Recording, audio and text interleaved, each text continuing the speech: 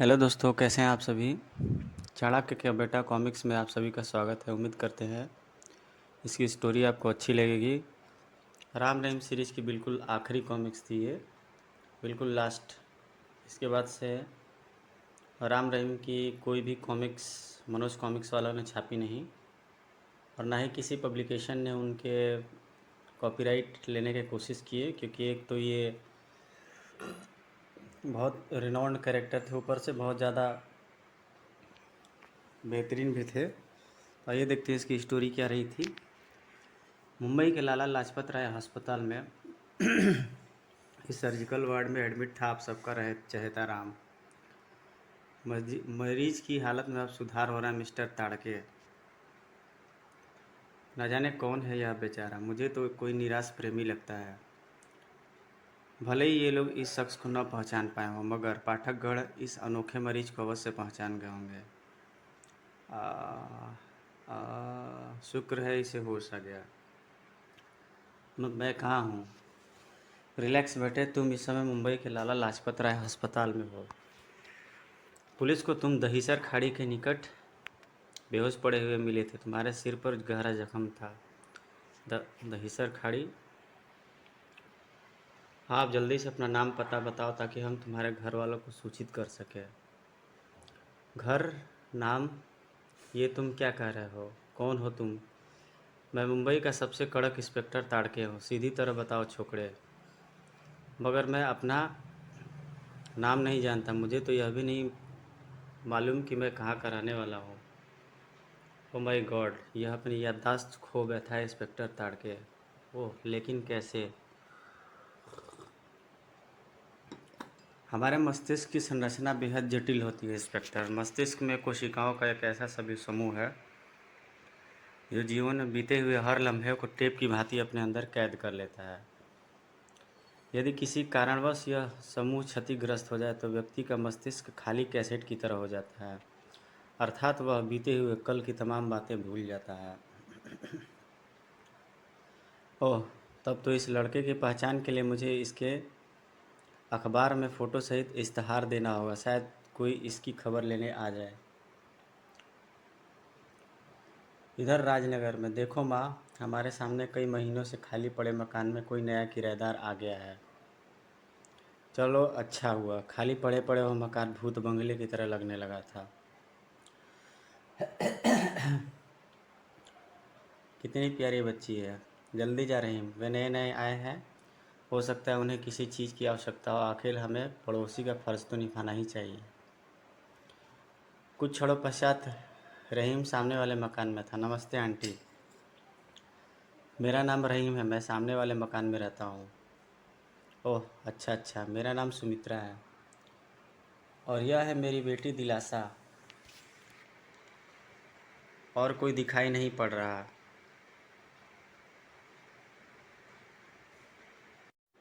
और यह है मेरी बेटी दिलासा, और कोई दिखाई नहीं पड़ रहा है। इसके पापा बहुत पहले इस दुनिया से चल बसे। दिलासा का एक भाई था, यही कोई तुम्हारी उम्र का, अब कोई उसका अता पता नहीं। सुबह देखा तुमने, मम्मी को रुला दिया ना।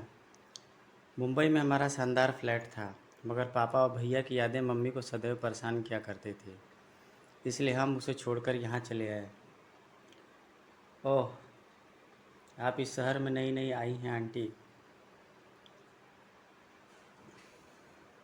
यदि कभी किसी चीज़ की ज़रूरत हो तो मुझे बुला लेना। अवश्य बेटे। अनोखे किराएदार है ये, लगता है इनके जीवन में कोई बहुत बड़ी तूफान गुजरी है। गहरी सोच में डूबे रहीम ने अभी अपने अपने मकान में कदम ही रखा था कि माँ, फड़ फड़ फड़ फड़ फड़ फड़ फड़ फड़। राधा माँ, क्या हुआ राधा माँ? आंखें खोलो राधा माँ। ठंडे पानी की छींटों ने राधा देवी की मूर्छा भंग की। आह, राम, मेरा बेटा राम। राम, क्या हुआ राम को? वह एक वह एक मुंबई के अस्पताल में सुबह। राम अस्पताल में। अगले क्षण रहीम की नज़र अखबार में छपे इश्तिहार पर पड़ी। यह लड़का अपनी याददाश्त गंवा बैठा है। इस लड़के से संबंधित रिश्तेदार, मित्र या अन्य जान पहचान वाले व्यक्ति आकर लाला लाजपत राय अस्पताल में आकर संपर्क करें। मुझे फ़ौरन मुंबई पहुंचना होगा। उस हाहाकारी इश्तिहार को पढ़कर अब भला रहे उनको कहाँ रुकना था। कहीं ऐसा ना हो कि मेरे पहुंचने से पहले ही हमारे सैकड़ों दुश्मनों में से कोई उसे अगवा कर ले जाए, या खुदा राम की रक्षा करना। लाला लाजपत राय अस्पताल के सामने आकर रुकी यह मारुति एस्टीम। तुम हमारा यही इंतज़ार करो। जी साहब। कार से उतरने वाले शख्स का चेहरा पत्थर की भांति कठोर था। ठक। छड़ी के सहारे चलता हुआ वह रिसेप्शन काउंटर पर पहुंचा। अखबार में यह इश्तहार। ओह, आप सर्जिकल वार्ड में चले जाइए। वहाँ डॉक्टर भास्कर और इंस्पेक्टर ताड़के दोनों मौजूद हैं। कुछ ही पहले मैं वह सर्जिकल वार्ड में था। हेलो, मेरा नाम सेठ जीवन दास है। ओह, सेठ जीवन दास जी, मुंबई के जाने माने उद्योगपति। कहीं आप इसे? यस इंस्पेक्टर ताड़के, मैं इसे लेने आया हूँ। यह मेरा होने वाला दामाद है, मेरी बेटी कोमल का मंगेतर। रोशन नाम है इसका। भट्ट, इतने बड़े उद्योगपति का होने वाला दामाद इस हालत में? सब विधि का विधान है डॉक्टर साहब।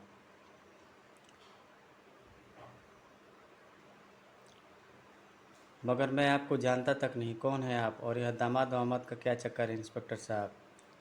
यह मुझे किस चक्रव्यूह में फंसाया जा रहा है? हम आपके दर्द को समझते हैं रोशन बाबू। माफ़ कीजिए सेठ जी, मुझे आपसे व आपकी बेटी कोमल से पूरी सहानुभूति है, मगर पुलिस कार्रवाई तो करनी ही पड़ेगी। शायद आप मुझसे इस व्यक्ति के मेरा दामाद होने के सबूत मांग रहे हैं। सबूत मेरे साथ ही लाया हूँ। ये देखिए, ये वो फोटोग्राफ्स है जो रोशन बाबू और मेरी बेटी कोमल की मंगनी के समय खींचे गए थे। देखिए, इस फोटो में रोशन बाबू मेरी बेटी को अंगूठी पहनाकर सगाई की रस्म पूरी कर रहे हैं।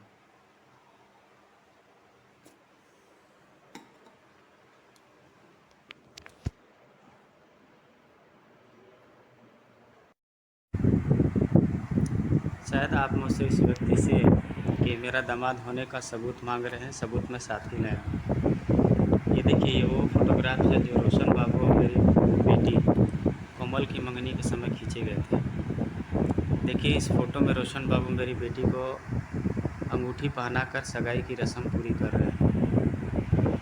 इस फोटो में वे एक दूसरे को मिठाई खिला रहे हैं। और तो और, शादी के बाद इन्हें हनीमून के लिए स्विट्ज़रलैंड जाना था। इसके लिए मैंने पासपोर्ट व वीज़ा भी तैयार करवा लिया था। देख लीजिए। अब हमें पूरा यकीन हो गया है सेठ जी की मुसीबत का मारा यह इंसान आपका ही होने वाला दामाद है। आप इसे ले जा सकते हैं। Thank you inspector.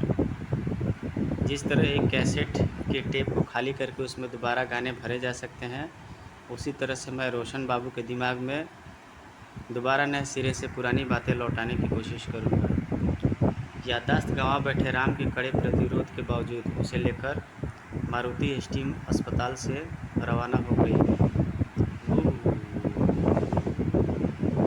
Hotel Garuda, जो अपनी अनोखी बनावट, कलात्मकता व भव्यता के लिए समूची मुंबई के आकर्षण का केंद्र था, मगर कोई नहीं जानता था कि यह होटल मुंबई अंडरवर्ल्ड के बादशाह मूलचंदानी का निजी मिल्कियत थी।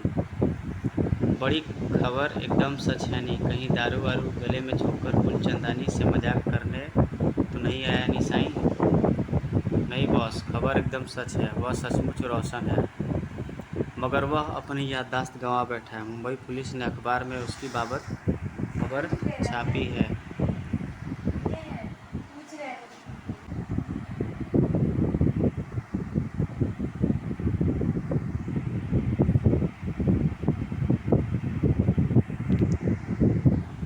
यह होटल मुंबई अंडरवर्ल्ड के बादशाह मूलचंदानी की निजी मिल्कियत थी। बड़ी खबर एकदम सच है नी। कहीं दारू वारू के गले झोंककर मूलचंदानी से मजाक तो नहीं करने आया नी साईं?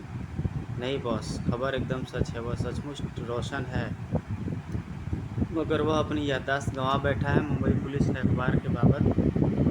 उसकी बाबत अखबार खबर छापी है।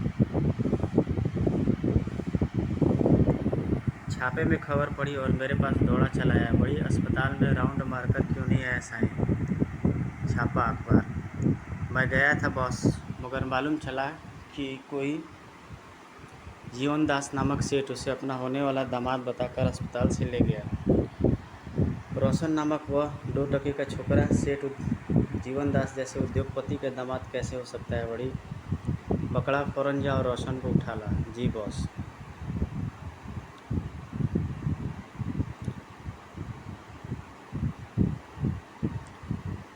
उधर रहीम लाला लाजपत राय अस्पताल में पहुंचा। मेरा नाम रहीम है डॉक्टर साहब। जिस मरीज के बारे में अखबार में इश्तहार छपा है वह मेरा मुँहबोला भाई राम है। राम? यह कैसे हो सकता है? वह तो रोशन है। रोशन? कौन रोशन? क्या मैं अपने भाई को नहीं पहचानूंगा डॉक्टर साहब?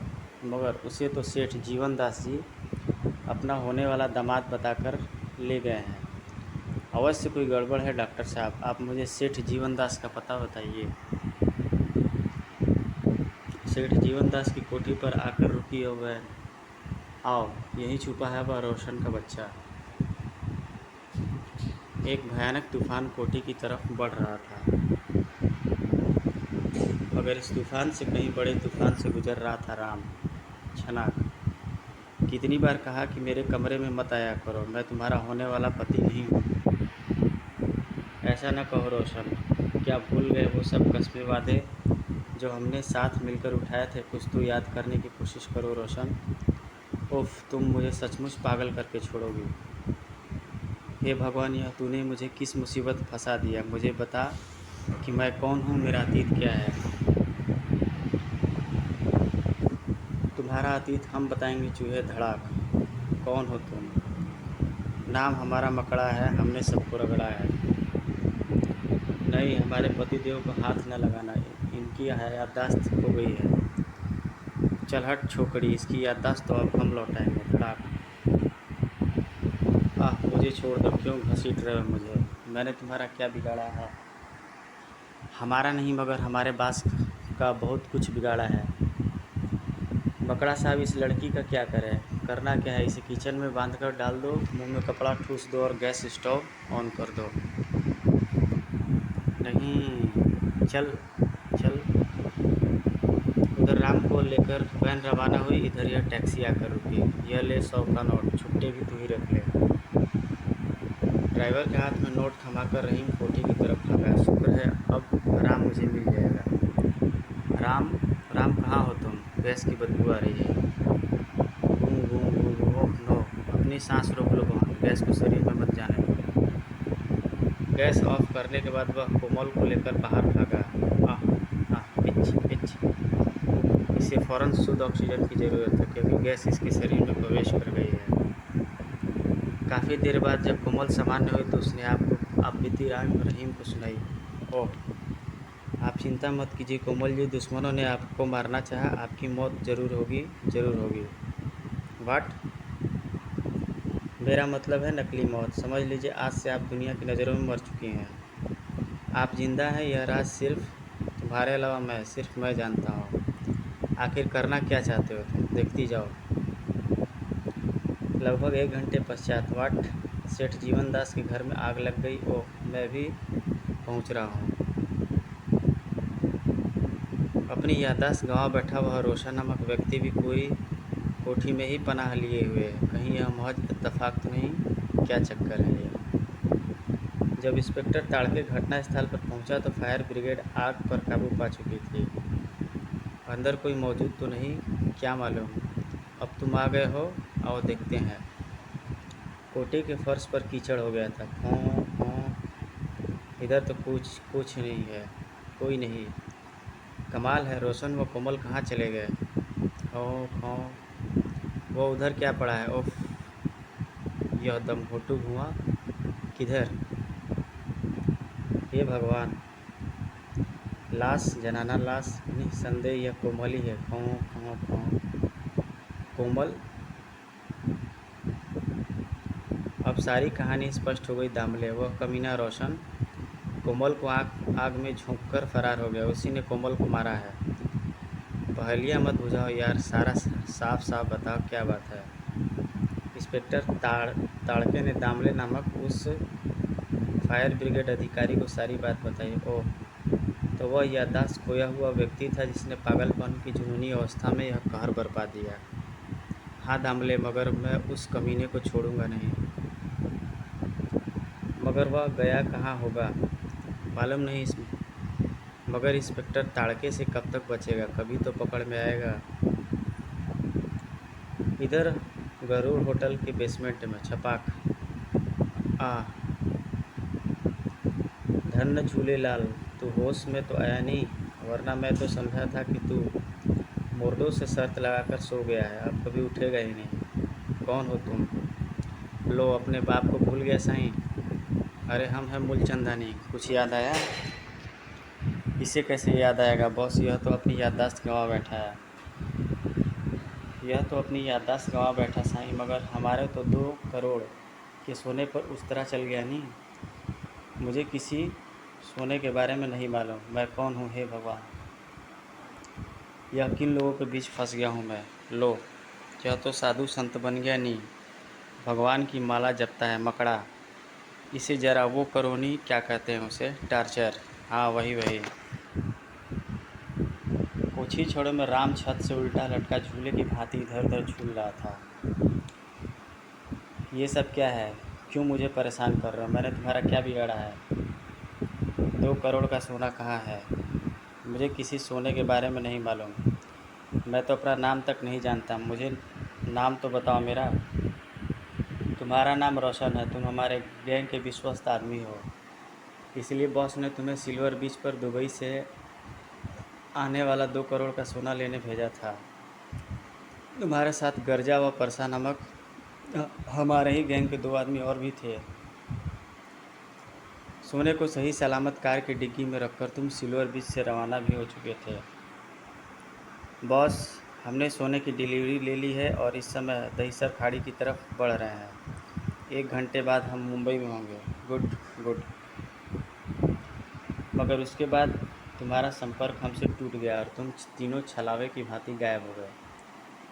बाद में तुम पुलिस को बेहोशी की हालत में दहीसर खाड़ी के निकट पड़े मिले, जबकि गर्जा व परसा की लाशें तक नहीं मिली। मगर मैं सच कहता हूँ, यह सब मुझे नहीं मालूम। भगवान के लिए मेरी बात पर भरोसा करो। यह ऐसा नहीं बताएगा। इसे नीचे उतारो। कुछ क्षणों पश्चात फर्श पर चित्त पड़े राम के चीखे से हल्के उबर रही थी। अब भी समय है रोशन, बता दे सोना कहाँ है। आई, मैं कुछ जानता होता तो अब तक बता न देता। अरे मैं तो वो अभागा इंसान हूँ जिसे अपना नाम तक नहीं मालूम। मत बता। यह मोम तब तक इसी तरह पिघल पिघल कर तेरे ऊपर गिरता रहेगा जब तक तू नहीं बताएगा कि सोना कहाँ है। ठहरो, सोना ढूंढने की एक तरकीब है। मुझे बॉस के पास ले चलो। चल मर। मूलचंदानी की आंखें सोचने के अंदाज में सिकुड़ी हुई थी। तो तू यह चाहता है साईं कि एक बार तुझे उस रास्ते से गुजारा जाए जिस रास्ते से तू सोना लेकर मुंबई आ रहा था? Yes boss. मगर क्यों? मेरी बात को समझने की कोशिश कीजिए बॉस। हो सकता है कि जब मैं उस रास्ते से गुजरूं तो रास्ते में कोई ख़ास जगह जहां हमारे साथ दुर्घटना घटी थी उसे देखकर मेरी याददाश्त लौट आए। ठीक है, यही कर Sai. Thank you boss. Silver Beach Mumbai से 80 किलोमीटर दूर स्थित एक निर्जन तट जो स्मगलों के लिए स्वर्ग समझा जाता है। यही सिल्वर बीच है जहां तुम सोना लेकर रवाना हुए थे। ठीक है, अब जीप आगे बढ़ाओ। अगले क्षण जीप दौड़ने लगी। अब हम धीरे धीरे मुंबई की तरफ बढ़ रहे हैं। यही वो रास्ता है जहाँ से तुम्हें सोना लेकर मुंबई पहुँचना था। याद रहे, यदि मुंबई पहुँचने तक भी तुम्हारी याददाश्त वापस न लौटी तो मैं हमेशा के लिए तुम्हें मौत की गहरी नींद सुला दूंगा। लगभग आधे घंटे बाद जीप पक्की सड़क पर दौड़ती हुई दहीसर खाड़ी की तरफ बढ़ रही थी। सामने दहीसर खाड़ी का पुल दिखाई देने लगा है। अब भी कुछ याद आया कि नहीं? नहीं, अभी तक तो कुछ याद नहीं है। साला हलकट, लगता है बॉस के हाथों कुत्ते की मौत मर कर रहेगा। कुछ ही क्षणों में जीप दहीसर खाड़ी के 1 किलोमीटर लंबे पुल पर थी। रोको रोको, जीप रोको।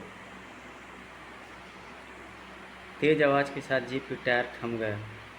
चर्र चर्र। क्या हुआ? अब क्या हुआ साले भुलक्कड़?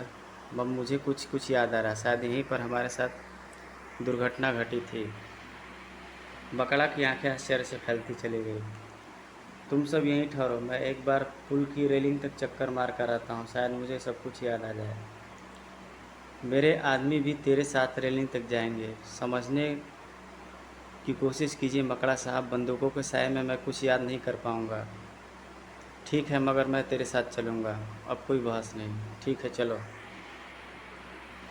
राम की कनपट्टी पर रिवॉल्वर टिकाए मकड़ा धीरे धीरे आगे बढ़ने लगा। कोई भी गलत हरकत करने से पहले याद रखना, मेरा नाम मकड़ा है, सबको मैंने रगड़ा है। बाकी पांचों बदमाश रेलिंग की तरफ बढ़ते राम को ताक रहे थे। जीप व पुल की रेलिंग के बीच कम से कम 20 गज का फासला था। रेलिंग के निकट पहुंचकर राम ध्यानपूर्वक नीचे देखने लगा। दहिसर खाड़ी का ठाठ मारते पानी पुल की सीधे ढलान वाली दीवार से टकराकर वापस लौट रहा था। कुछ याद आया भुलक्कड़? हाँ, सब कुछ याद आ गया। शाबाश, बता क्या क्या याद आया। ये धड़ाक। सब कुछ बड़ी तेजी से हुआ था। जब तक मकड़ा उठकर खड़ा होता, राम पुल की रेलिंग से नीचे छलांग लगा दिया। सारे हलकट धाए धाए धाए धाए धाए धाए। मकड़ा का रिवॉल्वर खाली हो गया, मगर राम कुशल नट की भांति पुल की ढलवा दीवार पर तेजी से लुढ़कता जा रहा था। अगले क्षण वह पुल की दीवार से टकराते पानी में समा गया। छपाक। पांचों स्टेनगनधारी पलक झपकते ही रेलिंग के नीचे पहुंच चुके थे। Rate rate rate rate rate rate rate rate. अब कोई फायदा नहीं, वापस चलो। गहरी निराशा के साथ मकड़ा अपने साथियों के साथ खाली हाथ वापस रवाना हो गया। दहिसर खाड़ी में दूर दूर तक राम का अता पता नहीं था। इधर सेठ जीवनदास की कोठी पर। यह सब क्या हो गया इंस्पेक्टर ताड़के? किन राक्षसों ने मेरी फूल सी बच्ची को जलाकर मार डाला? सुबह वह एक ही राक्षस है सेठ जी, स्वयं आपका होने वाला दामाद रोशन।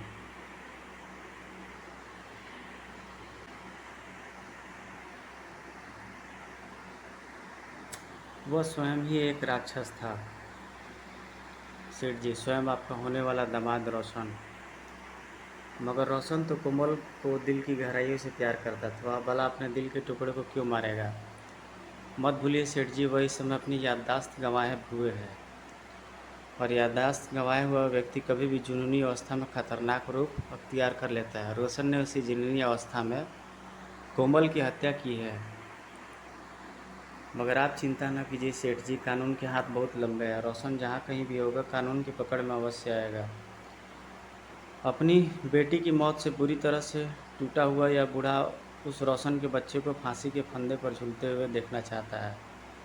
ऐसा ही होगा सेठ जी। इधर राजनगर में आ गया बेटे। कहाँ है मेरा राम? राम मेरे हाथ से निकल गया माँ। क्या कह रहा है तू? देख, मुझे और न सता। यह जरूर तुम दोनों की कोई नई शैतानी है। जब तक तुम मुझे परेशान नहीं कर लेते, तुम्हें चैन थोड़े ही पड़ता है। नहीं माँ, इस बार हमने तुम्हें कोई परेशान के लिए करने के लिए कोई नया नाटक नहीं किया है। तू पहले मेरी बात तो सुन। तत्पश्चात रहीम मुंबई में घटी सारी घटना राधा देवी को सुनाता चला गया। काश मैं सेठ जीवनदास की कोठी पर थोड़ा जल्दी पहुंच गया होता। ना जाने कहाँ होगा मेरा लाल। सार्वजनिक अपील। सूचित किया जाता है कि यह लड़का अपनी याददाश्त खो चुका है और मुंबई में सेठ जीवनदास की बेटी कोमल का मर्डर करके भागा है। कृपया ऐसे खतरनाक मुजरिम को पकड़वाने में मुंबई पुलिस का सहयोग करें। सूचना देने वाले को उचित इनाम दिया जाएगा। अपील करता मुंबई पुलिस।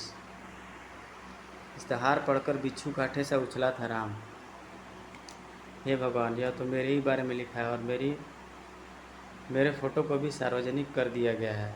दहिसर खाड़ी में कूदने के बाद किसी तरह से छुपते छिपाते राम मुंबई के दादर रेलवे स्टेशन पर पहुंचा था, और अपील में जिस सेठ जीवनदास के बारे में लिखा है, यह तो वही है जो मुझे अपना होने वाला दामाद बताकर अपनी कोठी पर ले गया था। पर मैंने उसकी बात को बेटी को नहीं मारा, ये सिर्फ मैं जानता हूँ। लेकिन लोग इस बात को थोड़े ही समझेंगे। मुझे फ़ौरन पैसेंजर ट्रेन की जगह मालगाड़ी में छिप जाना चाहिए। कुछ क्षणों पश्चात राम एक मालगाड़ी के डिब्बे में छुपा हुआ था। किस तरह मूलचंदानी के आदमियों से अपनी जान बचाई थी मैंने। सोचा था कि मैं मुंबई से सुरक्षित बचकर निकल जाऊंगा, मगर उस इश्तिहार ने मेरे प्राण संकट में डाल दिए हैं। न जाने अब क्या होगा। तभी मालगाड़ी लंबी व्हिसल देती हुई दादर स्टेशन से रवाना हुई भी। राम ने चैन की लंबी सांस ली और फिर आंखें मूंदकर डिब्बे की दीवार से पीठ टिकाकर बैठ गया। न जाने कहाँ होगी अब मेरी मंजिल। इधर होटल गरुड़ में, वहीं तू भी डूबकर मर जाता नी। यह मनहूस खबर सुनानी यहाँ क्यों चलाया साईं। मुझसे गलती हो गई बॉस, मैं उस लड़के को समझने में गलती कर गया। मुझे उसे जंजीरों में जकड़कर रेलिंग की तरफ ले जाना चाहिए था, मगर लेकर तो नहीं गया ना साईं, इसलिए वह तुझे अंगूठा दिखाकर टाटा बाई बाई करके भाग गया। मगर बॉस, रोशन बहुत अच्छा तैराक है, इसलिए उसके उसके दहिसर खाड़ी में डूबकर मरने की बात मेरे गले नहीं उतरती। धन न झूले लाल, कोई तो बात हो जो तेरे गले नहीं उतरी। यानी तेरे विचार से वह पुतड़ा खाड़ी में डूबने के बजाय पानी में हाथ पैर मारकर कहीं दूर निकल गया होगा। नहीं जी बॉस, और यही एक बात है जिसकी वजह से हमें 2 करोड़ का सोना वापस मिलने की उम्मीद छोड़नी नहीं चाहिए। बशर्ते वो कमबख्त भुलक्कड़िया डूबकर मरा तो नहीं हो तो। बस ये उम्मीद पर ही सारे जीव जंतु व पेड़ पौधे कायम हैं साईं। झूलेलाल तेरी बात को सच साबित करे। Pick pick. हेलो, किसने ट्रांसमीटर खटकाया है साईं? हम चुंगली बोल रहे हैं, फूलचंदानी। राम राम साईं, हम एक ज़रूरी मिशन को पूरा करने के लिए इंडिया आ रहे हैं और इसके लिए हमें ख़ास तौर पर तुम्हारी ज़रूरत पड़ेगी। आ जाओ चुगली साईं, आ जाओ। चुगली नहीं, चुंगली। ठीक है साईं, चुगली नहीं, नहीं चुंगली। लगता है चीन में अच्छे नामों का टोटा है। इधर मालगाड़ी राजनगर जंक्शन पर रुकी। शुक्र है गेट पर कोई टिकट कलेक्टर नहीं खड़ा है, वरना खामखा परेशान करता। मगर मैं कहाँ जा रहा हूँ, मेरी मंजिल कहाँ है? क्या इस दुनिया में मैं बिल्कुल अजनबी हूँ? राम के मस्तिष्क में घुमड़ रहे विचारों का क्रम एकाएक थम गया। धड़ ठाक उफ आ लड़खड़ाता हुआ राम सड़क पर औंधे मुँह गिरा था। राम मेरे भाई। तो कौन हो भैया? मुझे नहीं पहचाना मेरे भाई? मैं रहीम, तुम्हारा मुँह बोला भाई। मेरा कोई भाई भाई नहीं है दोस्त। मैं बड़ी मुश्किल से अपने जीवन की नैया को एक तूफानी झंझावात से निकाल कर लाया हूँ। अब मैं किसी के चंगुल में नहीं फंसना चाहता। अब तुम किसी के चंगुल में नहीं फंसोगे राम, मेरे साथ आओ। माँ तुम्हें देखकर बहुत खुश होगी। कुछ समय पश्चात, राम मेरे बेटे, तू तू आ गया। कौन है आप? हम आपको नहीं जानते। यह सब क्या हो गया मेरे बेटे? तू अपनी याददाश्त कैसे गंवा बैठा? सुबह धैर्य रखो माँ, वैसे अच्छा ही हुआ जो ये अपनी याददाश्त गंवा बैठा। अब यह उन 100 रुपयों के बारे में भूल गया होगा जो इसने मुझे उधार दिए थे। कैसा लड़का है रे तू, ऐसी विषम परिस्थितियों में भी तुझे मजाक सूझ रहा है। सॉरी। इसी रात उस मकान में कौन रहता है? नए किराएदार आए हैं, एक स्त्री और वह एक मासूम सी बच्ची है। बेचारों के साथ विधाता ने बड़ा क्रूर खेल खेला है। स्त्री का पति बहुत पहले इस दुनिया से चल बसा और हमारी ही उम्र का उनका एक लड़का बेटा मुंबई में पिछले कुछ दिनों से लापता है। ओह, बेचारे मुंबई की कटु स्मृतियों से पीछा छुड़ाने के लिए यहाँ रहने चले आए। बड़े अच्छे पड़ोसी हैं। दिलासा तो एकदम परी जैसी है। मगर तुम्हें इन सब से क्या मतलब? तुम तो अपनी याददाश्त खो चुके हो। रात बहुत बीत चुकी है, अब चुपचाप सो जाओ। मगर राम की आंखों में नींद कहाँ थी? कौन है ये पड़ोसी? क्या मेरी तरह ही नितांत अजनबी? अगली सुबह टिंग टोंग। सुबह सुबह चाय की पत्ती ख़त्म हो गई और माँ ने मुझे राधा आंटी के घर चाय की पत्ती लेने दौड़ा दिया। दरवाज़ा खुलते ही चौंक पड़ी दिलासा, रोशन भैया। रोशन भैया? कौन रोशन भैया? मेरे रोशन भैया, वो जो सामने सोफे पर बैठे हैं, वही तो मेरे रोशन भैया हैं। मैं अभी माँ को बुलाकर लाती हूँ। पगलाया सा खड़ा रह गया रहीम। या खुदा, यह क्या नया झमेला है? अब राम रोशन कैसे हो गया? ओफ, मेरी तो खोपड़ी नाच रही है। बेटे, मेरे बेटे, मेरे बच्चे, मेरे रोशन, कहाँ था रे तू? क्यों तड़पा रहा था अपनी माँ को? रोशन भैया, हम आपसे बहुत नाराज़ हैं। आप सब यह क्या कर रहे हैं? मेरी तो कुछ समझ में नहीं आ रहा है। ना मैं राम हूँ न रोशन। मैं तो बस किस्मत का मारा खुदा का बंदा हूँ, जो खुद अपनी पहचान के लिए इधर उधर मारा मारा भटक रहा हूँ। ये क्या कह रहा है रहीम? सच बात तो है सच बात तो ये है माँ जी कि मेरा दिमाग खुद चक्कर घिन्नी होकर रह गया है। मैं क्या कहूँ? दरअसल बहन जी, जिसे आप अपना बेटा रोशन समझ रही हैं, वह मेरा राम है। आपको इसे पहचानने में गलती हो रही है। एक माँ अपने लाल को पहचानने में कभी गलती नहीं करती रही बहन। मैं अपना आंचल फैलाकर तुमसे अपने बेटे की भीख मांगती हूँ। तुम मुझे मेरा रोशन दे दो। उफ, अब मैं क्या करूँ? इसे कैसे समझाऊँ कि जो बात इसने कही है वो एक माँ पर कितनी खरी उतरती है। मैं अपने राम को नहीं दूंगी और मैं तुमसे अपना रोशन लेकर रहूँगी। अजीब गुत्थी थी। दोनों माएँ उसे अपना बेटा बता रही थी, जो खुद अपनी पहचान तलाशने के लिए मारा मारा फिर रहा था।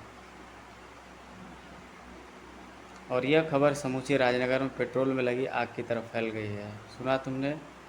हम सबका हीरो राम अपनी याददाश्त खो बैठा। बहुत बुरा हुआ। हे वाहे गुरु, अब इस शहर ਨੂੰ चोर उचक्कर दे कहर तो तू ही बचाना। क्या अब राम की याददाश्त कभी नहीं वापस आएगी? दारू के अड्डों पर दिवाली मनाई जा रही थी। चीयर्स चीयर्स, पियो और जियो। सुना है राम तो एकदम ही खुश हो गया। उसके दिमाग की तो घंटी बज गई। हा हा हा हा। साला कई बार मेरी बुरी तरीके से पिटाई कर चुका है, अब आएगा जुर्म करने का मज़ा। मज़ा ही मज़ा। हा हा हा। इधर राजनगर पुलिस थाने में अजीब केस है। इंस्पेक्टर राधा देवी को उसे अपना बेटा बता रही है।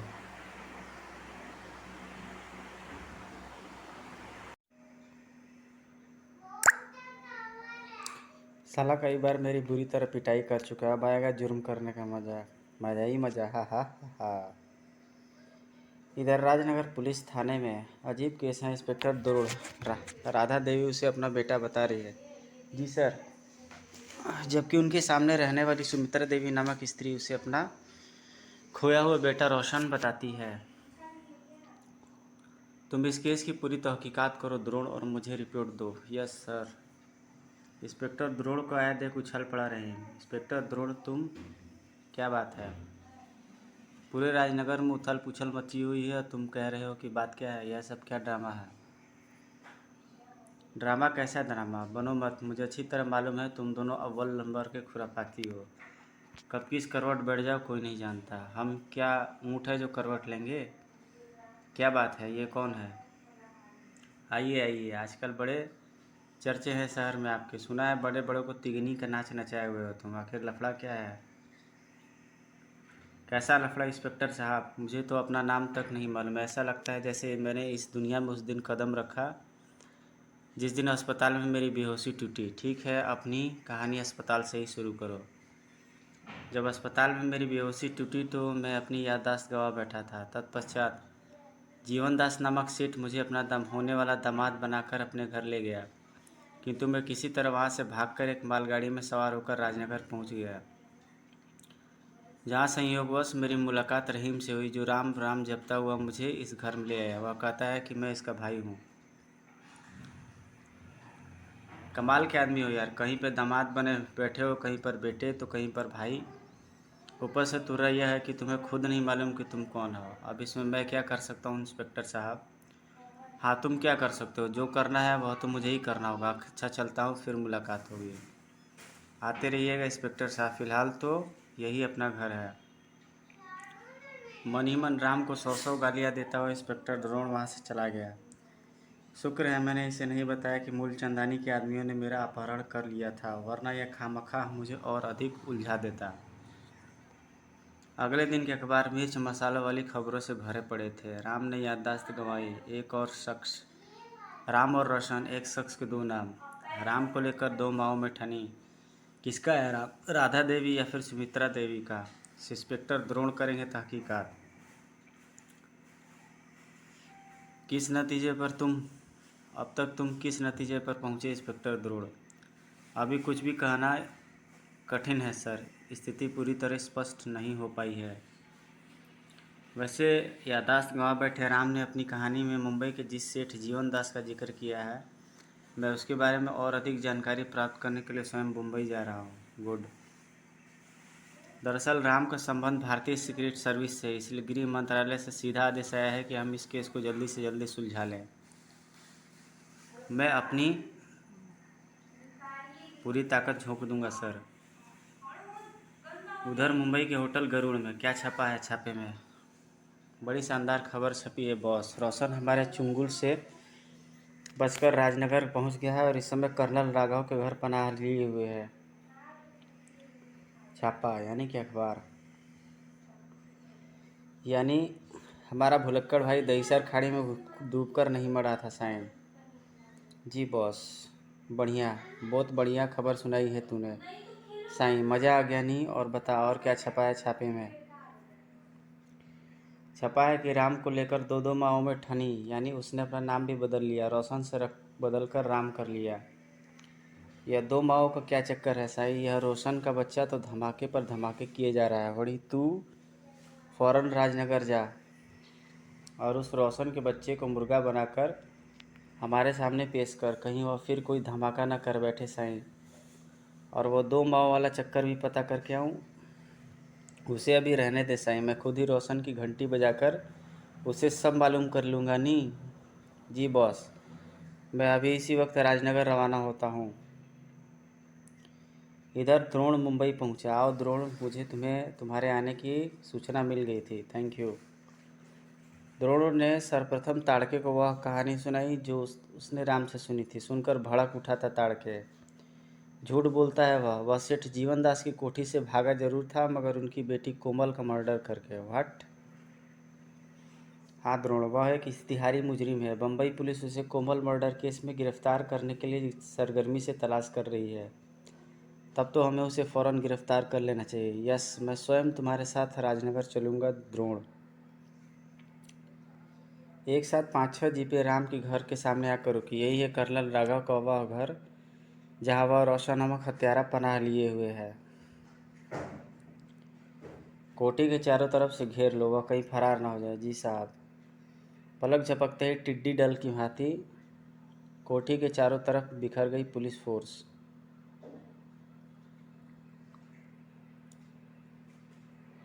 माँ देखो, पुलिस सामने वाले घर को घेर रही है। ओह, कहीं वह यह मेरे रोशन बेटे को तो गिरफ्तार करने नहीं आई। इधर बाहर से आती भारी भूटों की आवाज़ सुनकर रहीम भी उछल पड़ा था। यह शोर शराबा कैसा? या खुदा, पुलिस ने धावा बोल दिया है। तुम फौरन छुप जा राम। मगर मैं क्यों छुपूं? छुप जा मेरे बाप, कभी कभी कहना भी मान लिया कर। छुप रहा हूँ ना, भड़कता क्यों है? बिजली की गति से खुला था दरवाज़ा। भड़ाक। इंस्पेक्टर, यह कौन सा तरीका है घर में घुसने का? रोशन कहाँ है? रोशन ने राम कहो उसे, वह मेरा भाई राम है। समझने की कोशिश करो रहीम, वह राम नहीं है, वह मुंबई से कोमल का कत्ल करके भागा हुआ इश्तिहारी मुजरिम रोशन है। एक पल के लिए उछड़ पड़ा रहीम, फिर संभल कर बोला, यह अवश्य ही राम को फंसाने के लिए तुम लोगों ने नई चाल चली है। जरा अकल से काम लो रहीम, हम भला राम को कत्ल के इंजाम में क्यों फंसाएंगे, जबकि हमें मालूम है कि उसकी ज़िंदगी देश के लिए कितनी अनमोल है। बल्कि हमें तो खुशी होगी कि अदालत उसे राम साबित कर दे, ताकि वह फांसी पर झूलने से बच जाए। अदालत चाहे उसे कुछ भी साबित करे इंस्पेक्टर, मगर वो मेरा बेटा रोशन है। आपकी तारीफ? ये मेरी माँ है इंस्पेक्टर अंकल, और जिसे आप गिरफ्तार करने आए हैं वो मेरे रोशन भैया हैं। हमसे हमारे रोशन भैया को नहीं छीनिए सुबह। ओह, तो आप हैं वो माँ जो राम को अपना बेटा रोशन होने का दावा कर रही हैं। दावा नहीं इंस्पेक्टर साहब, वो वाकई मेरा बेटा है। मुझे गिरफ्तार कर लीजिए इंस्पेक्टर साहब। नहीं राम, उफ, तुम बाहर क्यों निकल आए? ठीक किया मैंने, तमाशा बना कर रख दिया है तुम लोगों ने मेरा, जबकि मैं स्वयं नहीं जानता कि मैं कौन हूँ। कुछ ही क्षणों में पुलिस फोर्स राम को गिरफ्तार करके वापस लौट जाए। सुबह अब क्या होगा भैया? रो मत बहन, वह तेरा भाई है या मेरा, यह फैसला तो हम बाद में भी कर लेंगे। फिलहाल तो उसे जमानत पर रिहा करवाना होगा। पर यदि अदालत ने साबित कर दिया कि वह रोशन ही है, तब तो उसे फांसी लगनी निश्चित ही है, क्योंकि वह मुंबई में किसी कोमल नाम की लड़की की हत्या करके भागा है। इससे तो अच्छा यही है कि अदालत उसे राम ही साबित कर दे, कम से कम वह फांसी पर चढ़ने से तो बच जाएगा। आप चिंता न कीजिए माँ जी, अदालत चाहे उसे राम घोषित करे या रोशन, मगर मैं उसे फांसी पर नहीं चढ़ने दूंगा। अगली सुबह के अखबार राम की गिरफ्तारी की खबर से रंगे पड़े थे। संदेहास्पद व्यक्ति कोमल नामक लड़की का हत्यारा निकला। अब अदालत साबित करेगी वह रोशन है या राम। कोमल का हत्यारा पुलिस के हाथों गिरफ्तार। राम रोशन केस ने विचित्र मोड़ लिया। जनता में इन खबरों ने खलबली मचा दी। अब आएगा इस केस का मज़ा।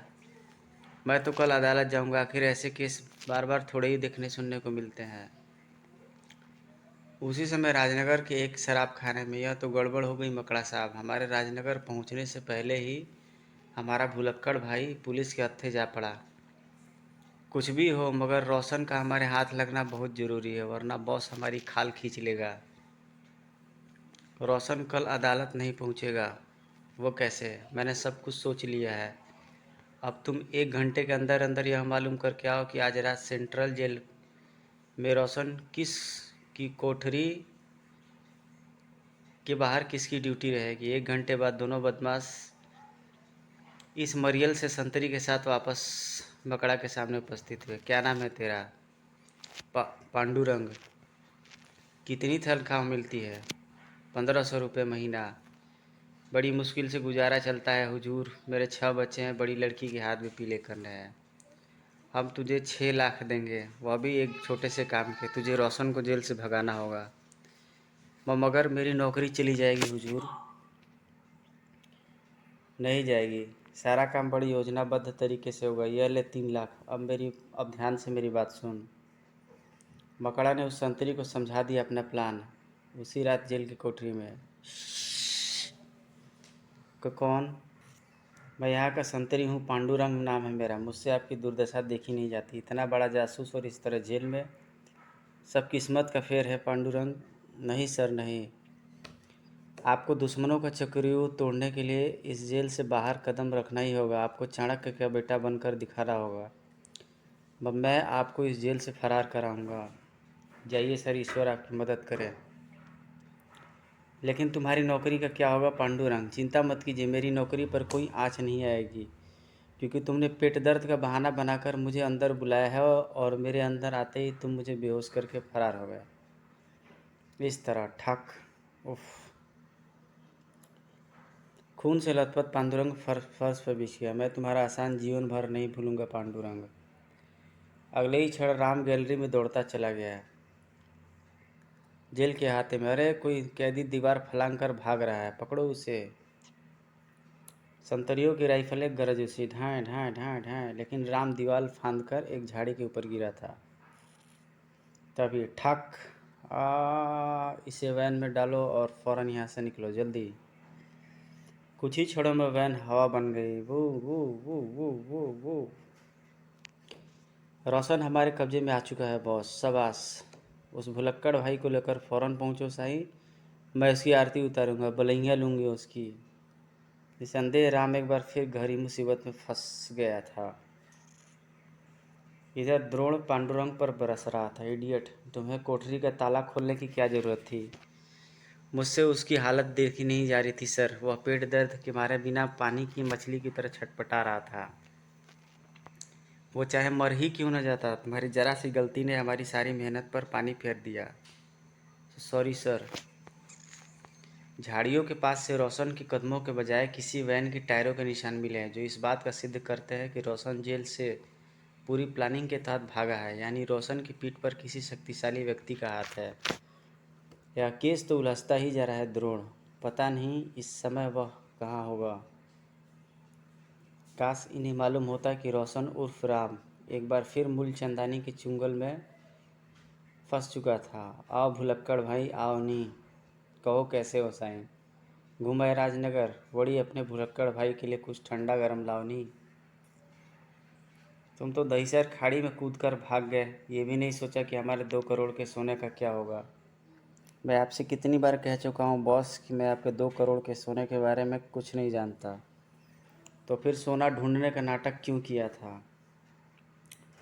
क्योंकि मैं आपके हाथों से जान बचाना चाहता था। मैं याददाश्त गंवाया भाग्य का मारा इंसान हूँ। मुझे आप क्यों परेशान कर रहे हैं?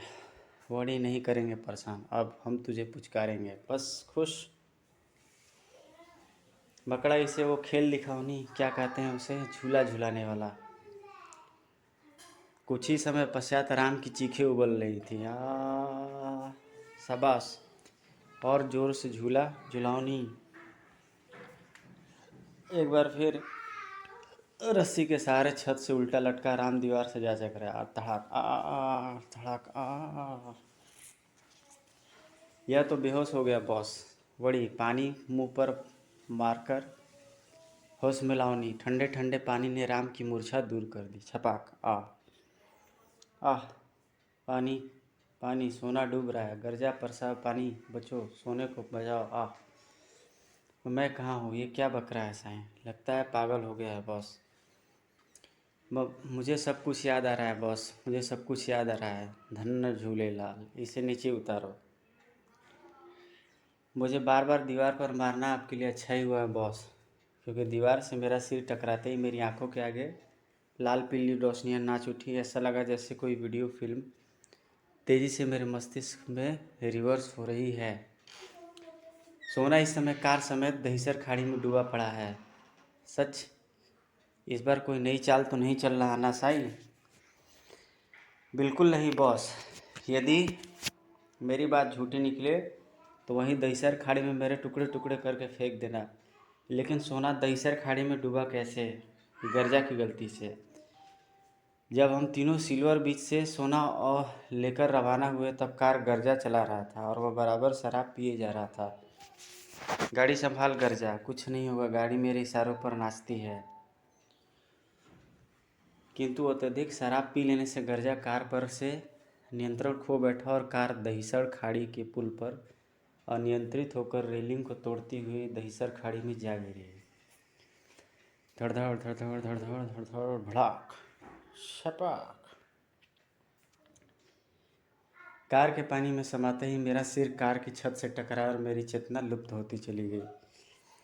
गर्जा व परसा की लाशें दहीसर खाड़ी में न जाने कहाँ भाग गई, मगर किस्मत को शायद मुझे अभी जिंदा रखना था, इसलिए न जाने कैसे बहते हुए किनारे पर आ लगा, जहाँ से मुंबई पुलिस ने मुझे बरामद किया। और जब लाला लाजपत राय अस्पताल में मेरी आँख खुली तो मैं अपनी याददाश्त गंवा बैठा था। सत्यानाश हो उस गर्जा के बच्चे का। झूलेलाल उसे अगले जन्म में कीड़ा बनाए। मकड़ा, तू फौरन अपने कुछ आदमियों के साथ जा, साथ में रोशन को भी लेता जा। अगर दहीसर खाड़ी में डूबा हुआ सोना हासिल हो जाए तो इसे सोने समेत वापस लाना, वरना वहीं काट कर फेंकाना। बहुत बढ़िया बॉस, बहुत बढ़िया। दहीसर खाड़ी की दूर दूर तक उछाले मारते पानी पर डोल रही थी यह शिवनुमा बोट। वह कार पुल की रेलिंग को तोड़कर यहीं कहीं गिरी थी। गोताखोरों को नीचे भेजिए मकड़ा साहब। अगले क्षण 4 गोताखोर पानी में डुबकी लगा गए। याद रखना रोशन, यदि गोताखोर असफल लौटे तो मैं दहीसर खाड़ी को तुम्हारे खून से रंग दूंगा। ऐसा करने की नौबत नहीं आएगी मकड़ा साहब।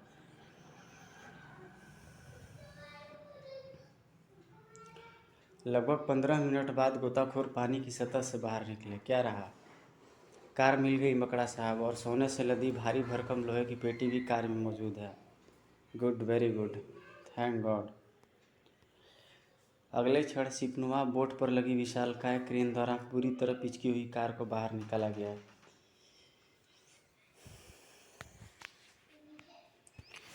सोना मिल गया, तेरी जान बच गई रोशन। कुछ समय पश्चात, वाह सही वाह, तूने तो कमाल ही कर दिया। सचमुच तूने मेरा सच्चा आदमी बनकर दिखा दिया। आज से हम तुझे मकड़ा के बराबर का ओहदेदार नियुक्त करते हैं। Thank you boss. ये ट्रांसमीटर किसने खटखटाया साईं? टिंग टिंग टिंग टिंग। बड़ी कौन? ओह तुम, हाँ बोलो नी। कब? कल? ठीक है साईं, बहुत अच्छा साईं, बहुत अच्छा। चीनी सीक्रेट सर्विस का सबसे धूर्त जासूस चुंगली आ रहा है। कल उसे एयरपोर्ट पर रिसीव करने तुम जाओगे रोशन? जी बॉस। मुंबई का इंटरनेशनल एयरपोर्ट। चांद जितरा रहा है, चांदनी शर्मा रही है। कोड ठीक है। अपना नाम बोलो। मेरा नाम रोशन है। मुझे बांस ने इसी कोड के साथ आपको रिसीव करने के लिए भेजा था। आइए सर। कुछ देर बाद होटल गरुड़ में। Welcome Sai welcome. आओ नहीं, गले मिलो नहीं साईं। चुगली नहीं, चुंगली। नाम को मार गोली। ये बता कि तू चीन से इतनी दूर किस वास्ते है और तेरा खास काम कौन सा है? सब बता हूँ मूलचंदानी। मगर ये साईं, ये दोनों मेरे आजू बाजू हैं, इनसे क्या छुपाना। ये बात को कानों में तो जाने देते हैं मगर बाहर नहीं निकलने देते। तो सुनो मूलचंदानी, कुछ दिन पहले चीन से हमारा एक जासूस ताऊमान भारत आया था। यहाँ आकर उसने किसी तरह से हम तुम्हारे देश के फौजी ठिकानों के चित्र व नक्शे हासिल किए थे। एक दिन सेना से संबंधित कुछ महत्वपूर्ण जानकारियाँ हासिल करने के उद्देश्य से वह मुंबई के मिलिट्री कैंट में घुस गया। दुर्भाग्यवश उसे सेना के जवानों ने पकड़ लिया, मगर पकड़े जाने से पूर्व वह अपना लाइटर नुमा कैमरा, जिसमें फौजी ठिकानों के तमाम चित्र और नक्शे एक माइक्रोफिल्म में कैद थे, लाल पत्थर से निर्मित एक बेहद कलात्मक और खूबसूरत तोप की बैरल में छुपा चुका था। वह तोप मिलिट्री कैंट के रेड सर्किल एरिया में एक पत्थर के ऊंचे टीली नुमा चबूतरे पर रखी हुई है। लेकिन तुम्हें इन सब बातों की जानकारी कैसे है? खासकर तोप की बैरल में रखे लाइटर नुमा कैमरे की खबर तुम्हें कैसे लगी? बताता हूँ। दरअसल ताऊमान को गिरफ्तार करके मिलिट्री कैंट में ही बनी जेल में डाल दिया गया था। वहाँ उसने एक सैनिक को लालच देकर अपनी तरफ कर लिया और कैमरे की बाबत सारी बात कोड भाषा में लिखकर एक अंगूठी में छिपा दी। उस सैनिक के माध्यम से वह अंगूठी चीनी दूतावास पहुंची और दूतावास से चीनी सीक्रेट सर्विस के ऑफिस में। हमें तोप की बैरल में छुपा हुआ लाइटर नुमा कैमरा हासिल करना होगा सर। हमने यह केस तुम्हारे हवाले कर दिया है चुंगलिया, अब तुम जो चाहो करो। हमें सिर्फ वो लाइटर नुमा कैमरा चाहिए। Yes sir. उसके बाद मैंने तुमसे संपर्क स्थापित किया, फिर मैं चीन से मुंबई आ पहुंचा। बहुत अच्छा किया साईं, बहुत अच्छा किया। मगर इस काम के लिए तुम हमें रोकड़ा कितना देगा? 1 करोड़ अमेरिकन डॉलर। बढ़िया, बहुत बढ़िया। हम इस केस को तुम्हारे हवाले करते हैं रोशन। तोप की नाल से कैमरा न मिले तो पूरा तोप ही उठा लाओ। तोप की बैरल से वह लाइटर नंबर कैमरा निकाल लाने की मेरे दिमाग में एक शानदार योजना है बॉस। तो जल्दी बतानी, फालतू सस्पेंस क्यों झाड़ रहा है साईं? रोशन उर्फ राम अपनी योजना बताता चला गया। तीव्र चरमराहट के साथ रुकी वह वैन। जल्दी करो, वह घर में अकेली होगी।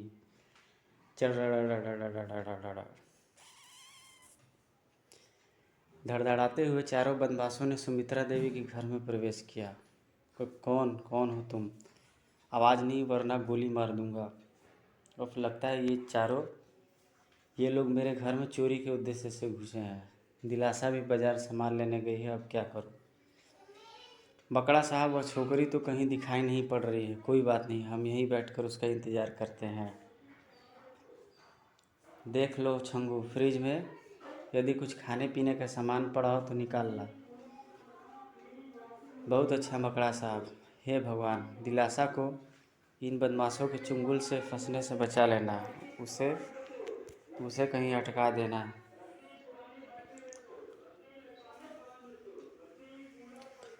इधर घर के बाहर खड़ी वैन को देखकर ठिठक गई दिलासा। यह वैन क्यों खड़ी है घर के सामने? मुझे छुपकर देखना चाहिए। ओ, घर पर बदमाश जमे बैठे हैं और उन्होंने मम्मी को बंधक बना रखा है। अब क्या करूं? यदि शोर मचाऊंगी तो वो मम्मी को मार डालेंगे। मुझे रहीम भैया से मदद मांगनी चाहिए। चौंक पड़ी थी राधा देवी दिलासा की बात सुनकर। घर में बदमाश? हाँ आंटी, उन्होंने मम्मी को बंधक बना रखा है। रहीम भैया कहाँ है? यह तो पुलिस थाने गया है राम के बारे में पूछताछ करना है। ठहर, मैं पुलिस थाने ही फ़ोन करती हूँ। इधर पुलिस थाने में। कमाल करते हैं आप इंस्पेक्टर साहब। उस दिन तो बड़े शेर की तरह दहाड़ते हुए घर पर आए थे आप। छाती ठोक कर ले गए थे राम को। तुम चाहे अभी उसे राम समझते रहो, मगर वह रोशन है, और अगर जेल से फरार हो गया तो इसमें मेरा क्या दोष? हाँ, आपका क्या दोष? आपने तो खूब वाहवाही का काम किया है, आपको तो इनाम मिलना चाहिए। मैं तुम्हारी परेशानी समझ सकता हूँ रहीम। हो न हो रोशन की जेल से फरारी के पीछे किसी बड़े गैंग का हाथ है। मैं उस गैंग की जड़ तक पहुँचने की ट्रेन। तभी फ़ोन की घंटी ने बातचीत में विघ्न डाला। Hello, inspector Drona speaking. What? Oh, मैं अभी रहीम के साथ वहाँ पहुँच रहा हूँ। जल्दी करो रहीम, तुम्हारे सामने वाले घर में कुछ बदमाश कब्जा किए बैठे हैं। सुमित्रा देवी को उन्होंने बंधक बना लिया है। ओह। कुछ समय पश्चात आंधी तूफान से दौड़ती जीप राम के घर निकट पहुंची थी। यहाँ तो कोई वैन नहीं खड़ी है इंस्पेक्टर। मैं अंदर जाके देखता हूँ, कहीं हमारे साथ मजाक तो नहीं किया गया? नहीं, यह मजाक नहीं हो सकता। मम्मी दिलासा, तुमने आने में देर कर दी रहीम। वो बदमाश सुमित्रा बहन को बंधक बनाकर ले गए। ओह, यह सब क्या हो रहा है द्रोण? हम पीछे वाली घटनाओं की जड़ तक पहुंच नहीं पाते और इससे पहले ही नई घटना घट जाती है। तुम मानो या ना मानो रहीम, मगर यह घटना मेरे इस दावे को पुख्ता करती है कि रोशन का संबंध किसी गैंग से है। मैं दावे के साथ कह सकता हूँ कि वह याददाश्त खोने का ढोंग कर रहा था और यहाँ अपनी माँ व बहन से मिलने के वास्ते आया था। फिर वह अपनी ही माँ का अपहरण क्यों करवाएगा? हो सकता है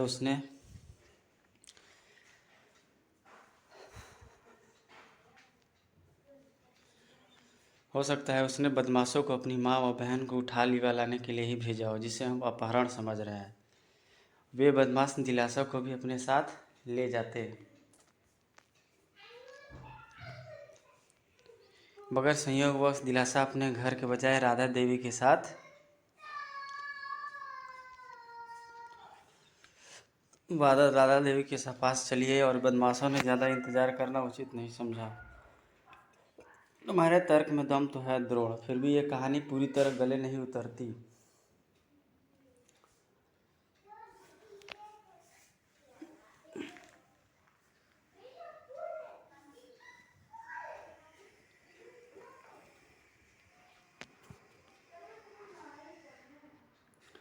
कहीं ना कहीं कोई बहुत बड़ा चक्कर है जिसे हम नहीं समझ पा रहे हैं। मान लिया कि वह रोशन ही था, फिर सबसे बड़ा सवाल यह उठता है कि मेरा बेटा राम कहाँ है और उसने हम कई दिनों से हमसे संपर्क स्थापित क्यों नहीं किया? इन प्रश्नों का जवाब इंस्पेक्टर द्रोण के पास भी नहीं था। इधर होटल गरुड़ में बड़ी मकड़ा, लगता है आजकल तू सठियाने लगा है। तेरे दिमाग का पुर्जा चलते चलते घिस गया है। बोल साईं, यही बात है ना? लड़की को साथ क्यों नहीं लाया? सॉरी बॉस, मगर मैं क्या करता, वह लड़की घर में थी ही नहीं। हमने बहुत इंतज़ार किया, फिर वहाँ ज़्यादा रुकना भी खतरे से खाली नहीं था, मगर हमारी योजना को तो पुलिंदा बंध गया नहीं। अब तोप की नाल में से कैमरा क्या तेरी अम्मा निकाल कर लाएगी? राम उर्फ रोशन ने बात को और बिगड़ने से रोका। कोई बात नहीं बॉस, वह लड़की नहीं, कहीं भागी नहीं, हम उसे अब भी मंगवा सकते हैं। यानी अभी भी मैं कैमरे को पाने की आशा रख सकता हूँ? बिल्कुल चुंगली साहब, 100%। एक छोटी सी कोठरी में कैद किया गया था सुमित्रा देवी को। माँ तू? हाँ माँ, मैं तेरा रोशन, तेरा बेटा रोशन। आप किस मुंह से अपनी माँ के पास आया है करम जले, मत ले अपनी गंदी जुबान से माँ का नाम, अपवित्र हो जाएगा माँ शब्द। मेरी याददाश्त वापस लौट आई है माँ, मैं जानता हूँ कि तू मुझसे नाराज़ है। अरे कपूत, ऐसे नीच कर्म करने से तो अच्छा था कि तेरी याददाश्त ही वापस न लौटती, मगर मैं क्या करता माँ। मैं बहुत पहले से अंडरवर्ल्ड के गहरे दलदल में फंस गया था, मगर मैं अब इस दलदल से निकलना चाहता हूँ। सच सच कह रहा है तू?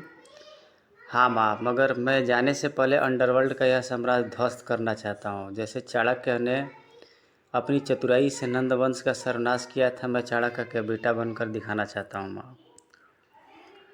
यदि तूने ऐसा कर दिखाया तो मैं तेरे सारे गुनाह माफ़ कर दूंगी मेरे लाल।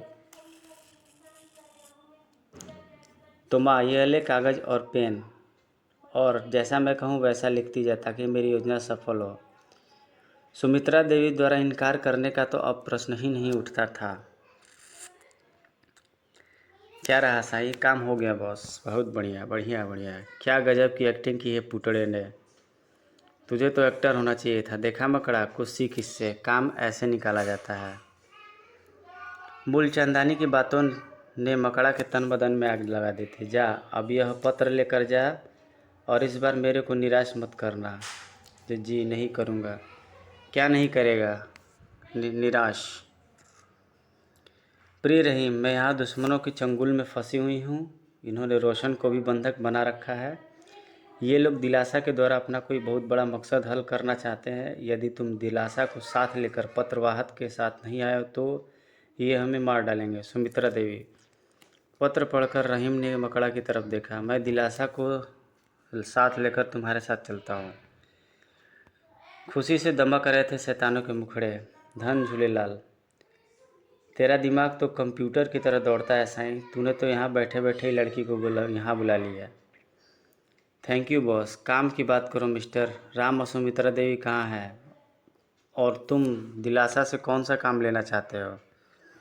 सब बताता हूँ। इस मॉडल को ध्यान से देखो लड़के, यह मुंबई का मिलिट्री कैंट का मॉडल है। मॉडल में जो ऊंचा टीला दर्शाया गया है, खासकर उस पर रखी तोप को ध्यान से देखो, क्योंकि यही तोप हमारा लक्ष्य है। यानी तुम यह तोप चुराना चाहते हो? तोप नहीं, तोप की बैरल में रखा है एक छोटा सा लाइटर नुमा कैमरा। चूँकि तोप की बैरल इतनी संकरी है कि उसमें नन्हे हाथ ही जा सकते हैं, इसलिए इस महत्वपूर्ण काम के लिए हमने इस पुतड़ी को चुना है। क्योंकि यह लड़की अपने नन्हे नन्हे हाथ उस तोप के बैरल में डालकर वह कैमरा निकाल सकती है। मान लिया कि दिलासा कैमरा निकालने में सफल भी हो गई, मगर मिलिट्री कैंट में इतना कड़ा पहरा रहता है कि वहाँ से किसी चीज़ को चुरा कर बाहर लाना असंभव है। तुम्हारी दोनों समस्याओं का हल मेरे पास है। आजकल राम के पिता कर्नल राघव की ड्यूटी मिलिट्री कैंट में ही लगी हुई है। तुम कर्नल राघव के साथ मिलिट्री कैंट देखने के बहाने आसानी से अंदर प्रवेश कर सकते हो। रही बात कैमरे को छुपा कर लाने वाली, तो यह लो गुब्बारा। गुब्बारा ये भला मेरे किस काम का? यह गुब्बारा आम गुब्बारों जैसा नहीं है लड़की। इसी को डोरी खींचते ही यह दो भागों में खुल जाता है और डोरी छोड़ते ही पुनः बंद हो जाता है।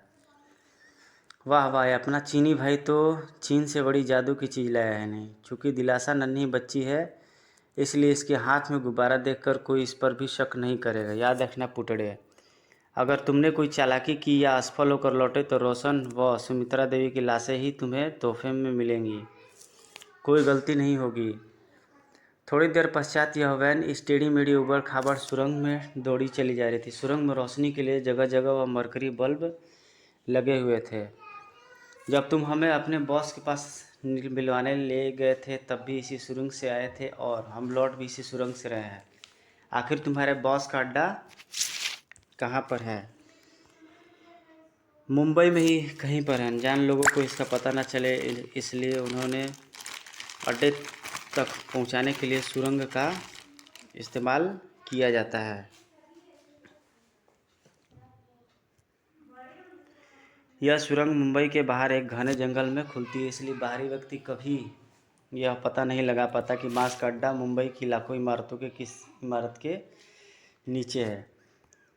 मगर कोई सुरंग में प्रवेश करके भी तो पहुंच सकता है? नहीं पहुंच सकता, क्योंकि सुरंग में जगह जगह कैमरे लगे हैं। जिनका संबंध सीधा बॉस के पर्सनल टीवी सेट से है।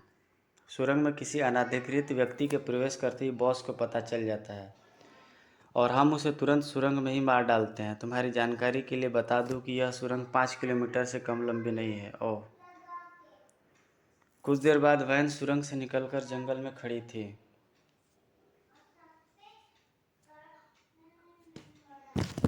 अब कैमरे के साथ ही लौटना। ज़रूर ज़रूर।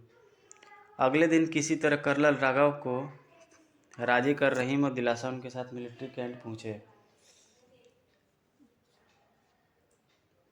मैं अपने उच्चाधिकारियों के साथ एक मीटिंग में व्यस्त रहूंगा, इसलिए मुझे देर हो सकती है। तुम दोनों मिलिट्री कैंट में घूम फिर कर वापस लौट जाओ।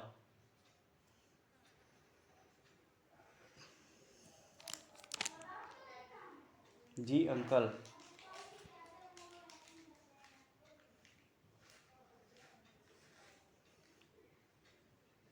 बहादुर सिंह, चट्टान सिंह, इन्हें अंदर जाने दो। जी साहब। कर्नल राघव के चले जाने के बाद अब हम क्या करें रहीम भैया?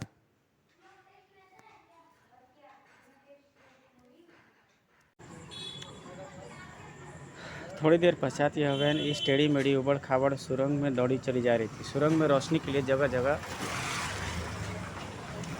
बलकरी बल्ब लगे हुए थे।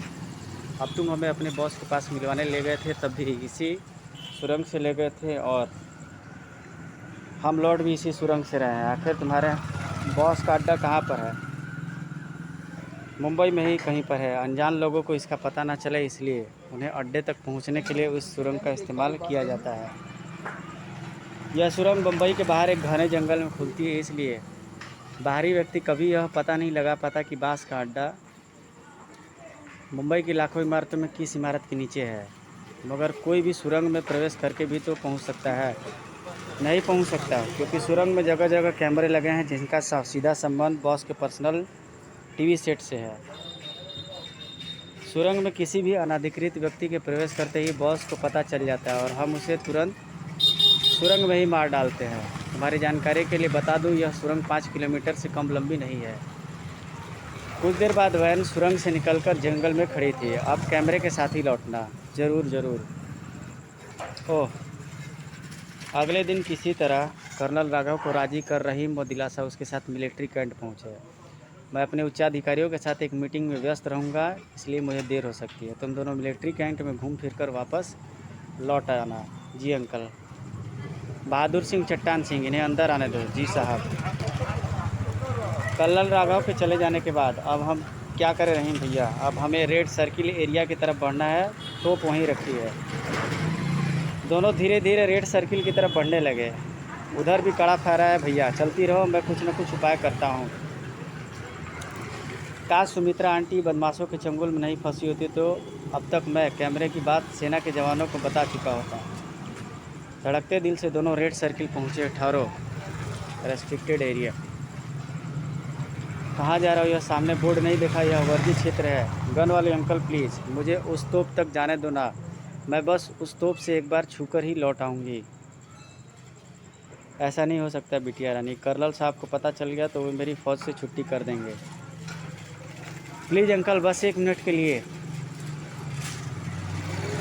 किसी को पता नहीं चलेगा प्लीज़। इस नन्ही बच्ची का दिल रख लीजिए अंकल। मैंने तो सुना है कि हमारे फौजी भाई बहुत नरम दिल के होते हैं, खासकर बच्चों के प्रति। ठीक है, तुम जिद करते हो तो मैं केवल इस बिटिया रानी को तोप तक जाने दे सकता हूँ, मगर तुम नहीं जाओगे। मंजूर है। Thank you uncle. गुब्बारे को हवा में झुलाती चिड़िया की भांति खुदकती हुई दिलासा तोप के निकट जा पहुंची।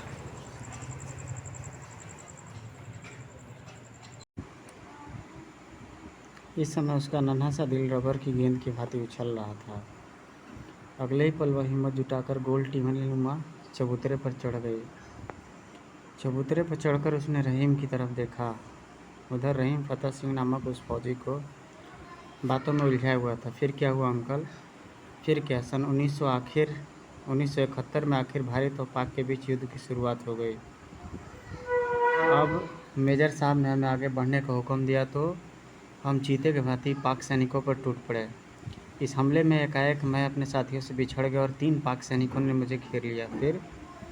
फिर क्या? मैंने आओ न देखा न ताओ, फिरकी की तरह घूमकर तीनों को लंबलेट कर दिया। वाह। इधर दिलासा अपने काम में जुटी हुई थी। इस समय रहीम भैया ने गन वाले अंकल को बातों में उलझा रखा। यही मौका है। अगले ही क्षण दिलासा का हाथ तोप की बैरल में जा घुसा। मिल गया। दिलासा का कपकपा हाथ तोप की बैरल से बाहर निकला। यही है वो लाइटर नुमा कैमरा। नन्ही सी जान को वो कैमरा किसी परमाणु बम की बात महसूस हो रहा था। रहीम ने कनखियों से दिलासा की तरफ देखा। खुदा का शुक्र है दिलासा तोप की बैरल से कैमरा निकाल पाने में सफल हो गई। उसके बाद जानते हो क्या हुआ? क्या हुआ? कुछ नहीं, हमने दुश्मन की चौकी पर कब्जा कर लिया। चूँकि यह सब मेरे ही प्रयासों के कारण संभव हुआ था, इसलिए मेजर साहब ने उसी दिन से मेरा नाम फतेह सिंह रख दिया। ओह, अच्छा अच्छा। अरे क्या हुआ? मैंने अभी अभी बिटिया के हाथ में थमे गुब्बारे को 2 भागों में खुलते देखा था। क्या? नहीं नहीं अंकल, आपको ज़रूर कोई गलतफहमी हुई है। नहीं, मुझे कोई गलतफहमी नहीं हुई है।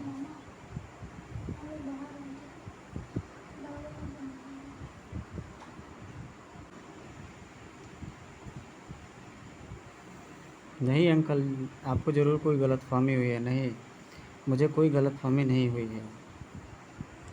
बड़ी अच्छी तोप थी रही भैया, मुझे उसे छूकर मज़ा आ गया। अब चले 1 मिनट बिटिया, ज़रा अपना गुब्बारा तो दिखाना। ज़ोरों से धड़क उठा दिलासा का नन्हा दिल। गुब्बारा? हाँ गुब्बारा, मैंने इसको थोड़ी देर पहले इसे 2 भागों में खुलते देखा था। हा हा हा हा। भला गुब्बारा भी कहीं खुलता है? हा हा हा हा। ओह, तो मेरी नज़रों का धोखा होगा। ठीक है, तुम जा सकते हो। चलो दिलासा। दोनों इस तरह उड़न छू लिए मानो फतेह सिंह द्वारा दोबारा बुला लिए जाने का डर हो। कुछ गड़बड़ ज़रूर है। रेड सर्किल का एक गोल टर्न लेकर दोनों मिलिट्री कैंट के मुख्य दरवाजे पर पहुंचे। घूमा है? हाँ गन वाले अंकल, बहुत अच्छा है। मिलिट्री कैंट, खासकर रेड सर्किल में रखी लाल पत्थर की तोप। तुमने उस तोप को छूकर देखा था? न नहीं, दूर से ही देखा था। यह दिलासा की बच्ची सारा खेल खराब करेगी। फिर भी हमें तुम्हारी तलाशी लेनी ही पड़ेगी, यह यहाँ का नियम है। ठीक है, लीजिए तलाशी। भला रहीम और दिलासा के पास तलाशी के दौरान क्या मिलता? असली चीज़ तो गुब्बारे के अंदर थी। अब हम जाएं? जाओ। पलक झपकते ही दोनों मिलिट्री कैंट से बाहर थे। जल्दी आओ दिलासा। जी भैया। इधर फतेह सिंह मिलिट्री कैंट के मुख्य द्वार तक पहुंचा। अभी अभी 2 बच्चे बाहर निकले होंगे। हाँ, क्यों, क्या बात है? कुछ नहीं, मुझे उनसे कुछ पूछना है। इधर रहीम और दिलासा एक टैक्सी में सवार होने जा रहे थे तभी। ठहरो फौजी अंकल, आप? हाँ, मेरा मन कहता है कि मैंने ज़रूर गुब्बारे को 2 भागों में खुलते हुए देखा था। यह नज़रों का धोखा नहीं था। मैं एक बार फिर इस गुब्बारे को फिर से देखना चाहता हूँ। अवश्य देखिए। एकाएक फतेह सिंह के हाथ से गुब्बारे की डोरी खींच गई। अरे, यह तो सचमुच 2 भागों में खुल गया। तुमने मुझसे झूठ बोला था। हमने झूठ कहाँ बोला फौजी अंकल, हमने तो ये कहा था कि जब आप मुझे अपनी कहानी सुना रहे थे तब गुब्बारा 2 भागों में नहीं खुला था। हालांकि यह एक मैजिक बैलून है। डोरी खींचते ही यह 2 भागों में खुल जाता है और डोरी छोड़ते ही पुनः बंद हो जाता है, मगर यह उस समय नहीं खुला था। अब हम जाएं अंकल? हाँ हाँ, जाओ। अगले ही क्षण टैक्सी धूल उड़ाते हुए आगे बढ़ गई। गुब्बारा 2 भागों में खुल सकता है, मगर उस समय नहीं खुला जब मैंने ध्यान से देखा था। उस समय डोरी खींचने से अचानक ही खुला। जब मैंने उसे दोबारा देखा, उफ, यह क्या चक्कर है? मेरा दिमाग चक्कर घिन्नी बना गए दोनों। इधर टैक्सी में शुक्र है मैंने मिलिट्री कैंट से बाहर निकलते ही गुब्बारे में छुपा कैमरा निकालकर पैंट की जेब में डाल लिया था, वरना वह फौजी अंकल के हाथ में पड़ जाता। ठीक कहा तुमने, गुब्बारा खुलने में तो वो कामयाब हो ही गए थे। हिम्मत मर्दा, मदद खुदा। होटल गरुड़ में खुशी का माहौल था। धन्य झूलेलाल, अपना पुतला पुतड़ी तो कमाल का काम कर दिखाया साईं। तारीफ तो रोशन की होनी चाहिए जिसने अपने दिमाग से इस मुश्किल काम को आसान बना दिया। ला वह गुब्बारा मुझे दे। इतनी जल्दी भी क्या है चुंगली साहब, अब तो ये आप ही की अमानत है। नहीं, अब सब्र नहीं होता। हम इस कैमरे को अपने हाथों में लेकर देखना चाहते हैं। पहले सुमित्रा आंटी और राम को रिहा करो। ठीक है मकड़ा, सुमित्रा देवी की रिहा कर दे साईं। और राम, भरोसा रखनी मुझ पर। पहले कैमरा हाथ में आने दे, फिर उस पुतड़े को भी रिहा कर दिया जाएगा, वो भी ढोल बाजे के साथ, ठीक है। हाँ हाँ हाँ हाँ, अब भारत की सैनिक शक्ति मेरी मुट्ठी में होगी। हाँ, यह तो केवल लाइटर है, केवल लाइटर। इसमें तो माइक्रो फिल्म की जगह गैस भरी हुई है। मुझे क्या मालूम, मुझे तो तोप की बैरल में यही लाइटर नुमा कैमरा पड़ा मिला था। झूठ बोलते हो तुम, बताओ असली कैमरा कहाँ है? वही बोल नहीं पुतड़े, कैमरा ये रहा। कैमरा तुम्हारे पास तभी। बस गजब हो गया बॉस, बाहर इसकी शक्ल का एक आदमी खड़ा है जो अपने आप को रोशन बता रहा है। रोशन, उसे जल्दी अंदर लाओ ने। ये रहा कैमरा तुम्हारे पास तभी। बॉस गजब हो गया बॉस, बाहर इसकी शक्ल का एक आदमी खड़ा है जो अपने आप को रोशन बता रहा है। रोशन, उसे जल्दी लेकर आओ नहीं। राम रहीम के अलावा हॉल में मौजूद प्रत्येक शख्स चौंक पड़ा था उस शख्स को देखकर। रोशन तुम? हाँ बॉस, मैं ही असली रोशन हूँ। आपके साथ बहुत बड़ा धोखा हुआ है बॉस। नकली रोशन बना यह कमीना और कोई नहीं बल्कि स्वयं भारतीय सीक्रेट सर्विस का जासूस राम है। बड़ी पूरी कहानी साफ साफ सुना नहीं, खामखा सस्पेंस क्यों कर रहा है सही? बॉस, उस दिन सिल्वर बीच से 2 करोड़ का सोना लेकर मैं गर्जा व परसा रवाना हुए थे। हमारी कार धीरे धीरे दहिसर खाड़ी के पुल की तरफ बढ़ रही थी, मगर न जाने कैसे सोने की खबर राम रहीम को मिल गई और वह भूत की तरह दहिसर खाड़ी के पुल पर आ धमके। रुक जाओ राम रहीम, गाड़ी मत रोक, चढ़ा दे साले पर। एक्सीलेटर पर लगभग झूल गया था गर्जा, मगर हमसे कहीं ज़्यादा फुर्तीले साबित हुए थे राम रहीम। ठक, उफ, छनाक, गर्जा ब्रेक लगा, मगर तब तक कार गर्जा के नियंत्रण से बाहर हो चुकी थी। चर्र, अगले ही क्षण और रेलिंग तोड़ती चली गई। धड़ाक, तभी एक हाथ से मेरी शर्ट का कॉलर पकड़कर मुझे कार से बाहर खींच लिया। इधर कार पुल से नीचे गिरकर दहिसर खाड़ी में समा चुकी थी। गर्जा व परसा की लाशों का कहीं कुछ कोई पता नहीं था। उसके बाद क्या हुआ साईं, बोल नहीं, क्या हुआ उसके बाद?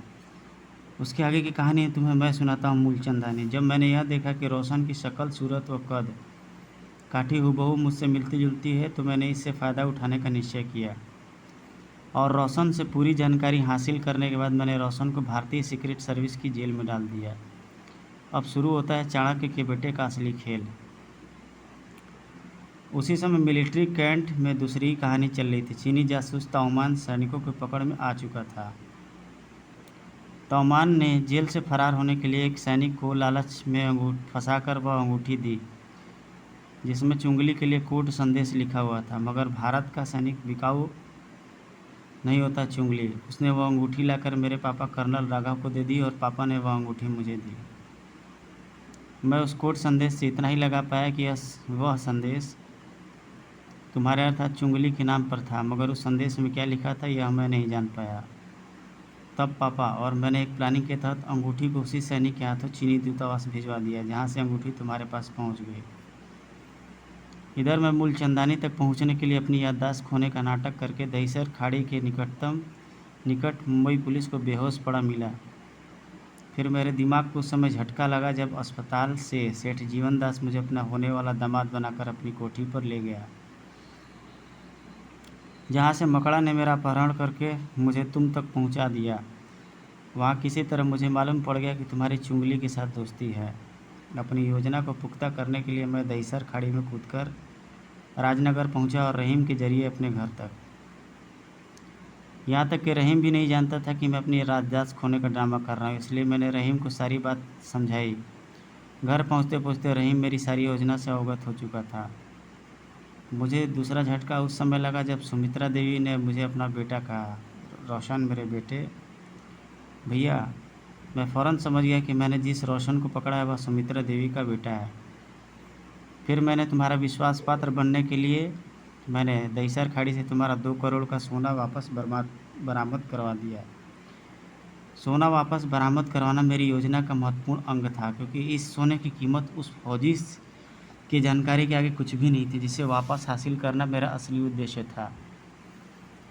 और जब दिलासा ने अपना काम कर दिखाया तब तुम्हारे कहने पर मैं उन्हें रिसीव करने सुरंग मार्ग से जंगल पहुंचा। वापस लौटते समय मैंने रहीम से असली लाइटर नुमा कैमरा लेकर गुब्बारे में साधारण सा लाइटर रख दिया। देखा बॉस, मैंने कहा था ना कि यह कमीना बहुत बड़ा धूर्त है। यह तो अच्छा हुआ कि मैं सीक्रेट सर्विस की कैद से भागकर यहाँ आ पहुँचा, वरना इसकी पोल कभी नहीं खुलती। चिंता मत कर रोशनी, मैं इन सबको बुरी मौत मारूंगा, मगर मारने से पहले इसे यह जरूर बताऊंगा कि सेठ जीवन दास रोशन को अपनी कोठी पर क्यों ले गया था, क्योंकि मैं ही सेठ जीवन दास हूँ। और कोमल से रोशन की मंगनी के जो फोटोग्राफ्स व सबूत मैंने पुलिस को दिखाए थे वो सब नकली थे। मगर तुम अपनी ही बेटी का मर्डर होते कैसे देख सकते थे मूलचंदानी? क्योंकि तुम्हारी कोठी से रोशन का अपहरण करते समय मकड़ा ने उसे मार डालने का पूरा इंतजाम कर दिया था। क्योंकि कोमल मेरी सगी बेटी नहीं है। व्हाट? हाँ, मेरी बीवी ने एक मरी हुई बच्ची को जन्म दिया था। तब मेरे कहने पर डॉक्टर ने किसी और की बच्ची को मेरे बीवी की गोद में डाल दिया था। वह बच्ची किसी गरीब स्त्री की थी जो उसे जन्म देकर चल बसी थी। कहीं यह आज से 18 पूर्व गांधी मेमोरियल अस्पताल की घटना तो नहीं है? क्या वह 10 दिसंबर की रात थी? हाँ, मगर तुम यह सब कैसे जानते हो? क्योंकि वो गरीब स्त्री मेरी माँ थी, और जब मैं दवा का प्रबंध करके वापस लौटा तो डॉक्टर ने मुझे बताया कि मेरी माँ ने एक मृत बच्ची को जन्म दिया है, जबकि वह तुम्हारी बच्ची थी। भैया, कोमल तुम रोशन के भेष में? हाँ भैया, मैं ही यहाँ रोशन बनकर आई थी। मगर तुम तो कोठी में जल मरी थी। नहीं नहीं, मैं मरी नहीं थी जीवन दास, यह रहस्य तुम्हें मैं बताता हूँ साईं। उस दिन जब मैं राम की तलाश में तुम्हारी कोठी पर पहुंचा तो राम का अपहरण हो चुका था। मैंने किचन में रस्सियों से बंधी पड़ी कोमल को आज़ाद करवाया, फिर मुर्दाघर से एक मृत लड़की की लाश लाकर कोठी में रखी और कोठी को आग के हवाले कर दिया। सबने यही समझा कि कोमल भीषण अग्निकांड में जल मरी है। कोमल को मैं अपने साथ राजनगर ले आया और उसे मैंने एक मकान में छुपा दिया, और फिर मेरे ही कहने पर कोमल रोशन बनकर यहाँ आई ताकि तुम्हारी असली सूरत देख सके। धन्य झूलेलाल, तू लड़का है कि आफत। मैं चाणक्य का बेटा हूँ जीवन दास, जिसने तेरे सर्वनाश का बीड़ा उठाया। देख, आज तेरा साम्राज्य डोल उठा है, तेरे चारों ओर मौत ही मौत है। यही तेरा अंजाम था जीवन दास। ठहरो राम भैया, इसे मैं गोली मारूंगा, इसने मुझे बहुत दुख दिए हैं। नहीं नहीं बेटी, मुझे मत मार बेटी, मैं तेरा पिता हूँ। किंतु रिवॉल्वर से निकली गोली रिश्ते नाते कहाँ देखती है। धाएँ अब तुम्हें आखिरी रहस्य भी बता दूं जीवनदास, वरना मरने के बाद तुम्हारी आत्मा भटकती रहेगी। रोशन आज भी भारतीय सीक्रेट सर्विस की कैद में है। वहाँ से उसके निकल भागने का तो प्रश्न ही नहीं उठता। अफसोस तुम मेरी चाल में फंस गया। तू बड़ा धूर्त है राम। इधर सेठ जीवन दास के प्राण पखेड़े उड़े, उधर चुंगली की आवाज़ गूंजी। खबरदार कोई मेरी तरफ बढ़ा तो इस बच्ची की खोपड़ी फोड़ दूंगा। दिलासा? हा हा हा हा हा। ला राम, वह लाइटर नुमा कैमरा मुझे दे, जल्दी दे, मुझे यहाँ से निकलना है। राम से कैमरा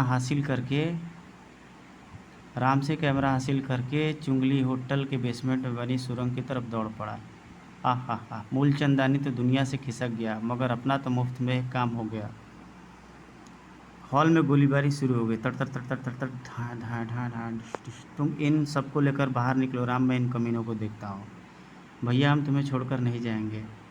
अरे पगली, जीवन भर दौलत की खातिर अनगिनत पाप किए हैं मैंने, अब अंतिम समय में तो अपने भाई को थोड़ा पुण्य कमा लेने दे। इधर राम गोलियों की बाढ़ से सुमित्रा देवी व कोमल को बचाकर बाहर भागा। उधर रहीम मोटर बाइक लिए सुरंग की तरफ दौड़ पड़ा। मकड़ा बहादुरी से होटल के बेसमेंट में फैले मूलचंदानी के आदमियों का मुकाबला कर रहा था। Rate rate rate rate rate. अब तक राम रहीम इस होटल से बहुत दूर निकल चुके होंगे। कुछ ही छोड़े में मकड़ा बेसमेंट में बने इस स्टोर में था। ओ मेरी बहन, तू जहाँ भी है रहे, खुश रहे, आबाद रहे। अब तेरा भाई अंतिम सफ़र करता है।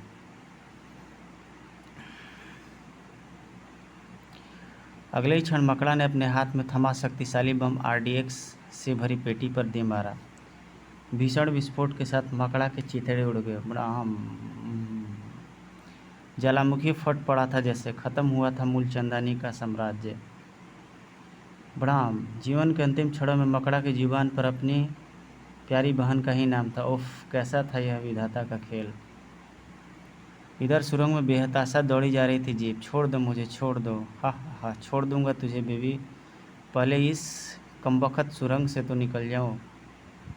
अब सुरंग का दूसरा मुंह दिखाई देने लगा। अब मुझे चीन पहुंचने से कोई नहीं रोक सकता। गलत, अब तुझे ऊपर पहुंचने से कोई नहीं रोक सकता।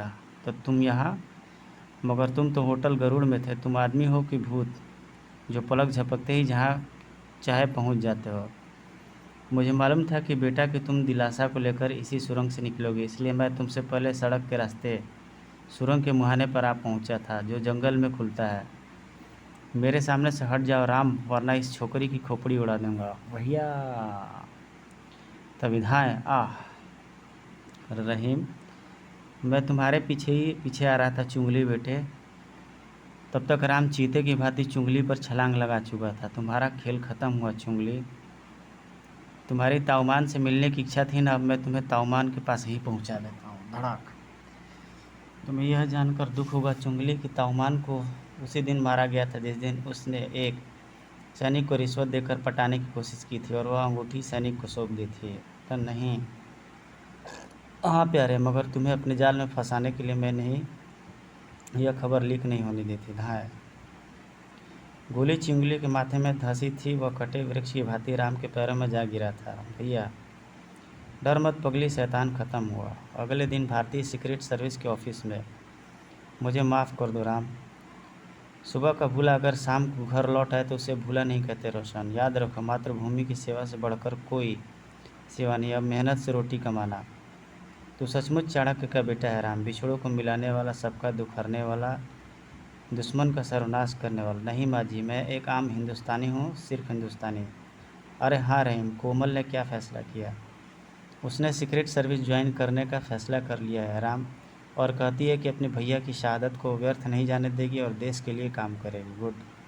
और फिर समूचे राजनगर में खुशी की लहर दौड़ गई थी। हुर्रे, राम की याददाश्त वापस लौट आई। काश इन्हें सारी सच्चाई मालूम होती, मगर आपको तो सच्चाई जानते हैं ना दोस्तों। समाप्त। गाइज, ये स्टोरी कैसी लगी? लाइक, कमेंट, शेयर और सब्सक्राइब करके ज़रूर बताइएगा। मिलते हैं आपसे एक नेक्स्ट वीडियो में। Thank you guys.